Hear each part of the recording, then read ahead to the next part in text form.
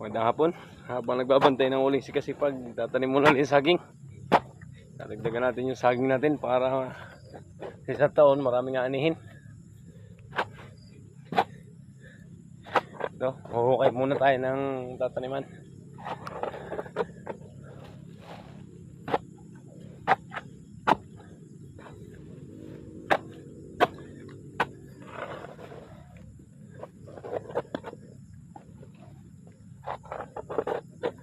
Yan.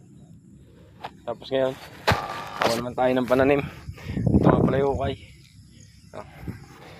Sana marami ma-inspire dyan sa aking pagtatrabaho na yan. Aking pagtatanim.